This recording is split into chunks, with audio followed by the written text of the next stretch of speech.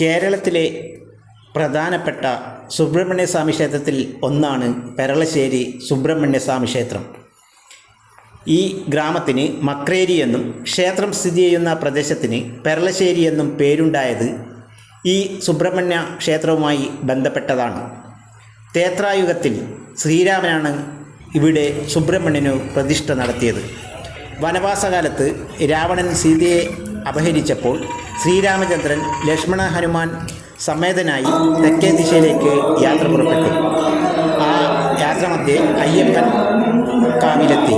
ക്ഷേത്രം ദർശിച്ച ശ്രീരാമന് അവിടെ സുബ്രഹ്മണ്യ സാന്നിധ്യം അനുഭവപ്പെടുകയും ആ ചരിത്രം ഹനുമാനോടും ലക്ഷ്മണനോടുമായി പറഞ്ഞു കൊടുക്കുകയും ചെയ്തു. ഒരിക്കൽ ബാലസുബ്രഹ്മണ്യൻ ബ്രഹ്മാവിനോട് ഓങ്കാരത്തിൻ്റെ പൊരുളെന്തെന്ന് ചോദിച്ചു.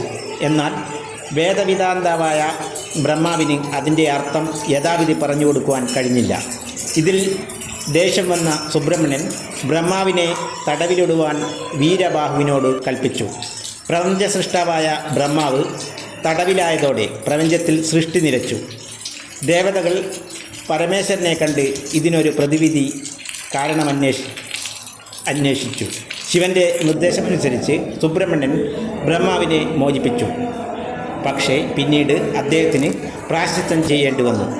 കുറച്ചു കാലം ഏകാന്തതയിൽ അജ്ഞാതവാസം നയിക്കുകയായിരുന്നു. ദേവഗുരുവിൻ്റെ നിർദ്ദേശം അതനുസരിച്ച് ഈ അയ്യപ്പൻകാവ് സ്ഥിതി ചെയ്തിരുന്ന സ്ഥലത്ത് പൊട്ടക്കിണറിൽ സർപ്പരൂപത്തിലാണെന്നും പറയപ്പെടുന്നു. ഏകാന്തവാസം നയിച്ചു. വെയിലും മഞ്ഞും മഴയുമേൽക്കാതെ സർപ്പങ്ങൾ തന്നെ കിണറിന് മുകളിൽ പണം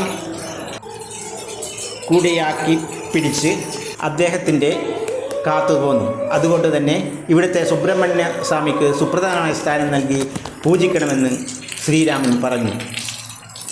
അങ്ങനെ അവർ ക്ഷേത്ര ദർശനം നടത്തുകയും ഇവിടുത്തെ സുബ്രഹ്മണ്യ പ്രതിഷ്ഠ നടത്തുന്നതിൻ്റെ ഔചിത്യത്തെക്കുറിച്ച് അയ്യപ്പനുമായി ആശയവിനിമയം നടത്തുകയും ചെയ്തു.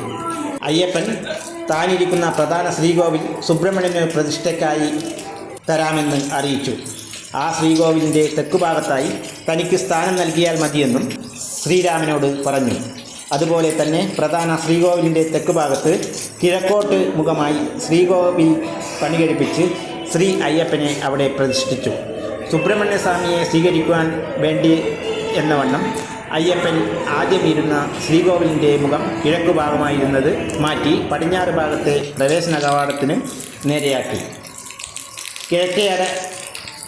കിഴക്കേ നട അടച്ചാണ് മുഖം പടിഞ്ഞാറോട്ടാക്കിയത്. കിഴക്കേ നടയുടെ അവശിഷ്ടങ്ങൾ ഇന്നും കാണാറുണ്ട്. കേരളത്തിലെ നാഗാരാധന നടക്കുന്ന പ്രധാന ക്ഷേത്രങ്ങളിലൊന്നാണ് പെരളശ്ശേരി ക്ഷേത്രം. നാടിൻ്റെ നാനാഭാഗങ്ങളിൽ നിന്ന് നാഗാരാധനയ്ക്കായി അസംഖ്യം ഭക്തജനങ്ങളാണ് പെരളശ്ശേരി എത്തുന്നത്. എല്ലാ മലയാള മാസങ്ങളിലെയും ആയില്യം നാൾ നാഗാരാധനയ്ക്കെത്തുന്ന ഭക്തജനങ്ങളുടെ അത്ഭുതപൂർവമായ തിരക്കാണിവിടെ. സർപ്പത്തിന് കോഴിമുട്ട സമർപ്പിക്കലും സർപ്പബലിയുമാണ് പ്രധാന പ്രാർത്ഥനാ വഴിപാട്. കോഴിമുട്ട സ്വന്തം നിലയിലും കൊണ്ടുവരാം. ദേവസ്വം ഓഫീസിൽ നിന്നും വാങ്ങാം. അശോകമരച്ചുട്ടുള്ള സർപ്പക്കൂട്ടിൽ മുട്ട സമർപ്പിക്കുകയാണ് ചെയ്യുക. ഓരോ ആയില്യത്തിലും ആയിരക്കണക്കിന് മുട്ടകൾ പ്രാർത്ഥനാ വഴിപാടായി കഴിക്കപ്പെടുന്നു. സർപ്പബലിക്ക് സാധാരണ സർപ്പബലിപൂജയും സപരിവാര പൂജയുമുണ്ട്. പണമടച്ചാൽ മേൽശാന്തി പൂജ കഴിച്ച് പ്രസാദം തരും. സർപ്പബലിക്ക് ശേഷം നിവേദ്യമായി കൊടുക്കുന്ന പായസം ഭക്തജനങ്ങൾ അതിവിശേഷമായി കരുതി സേവിക്കുന്നു.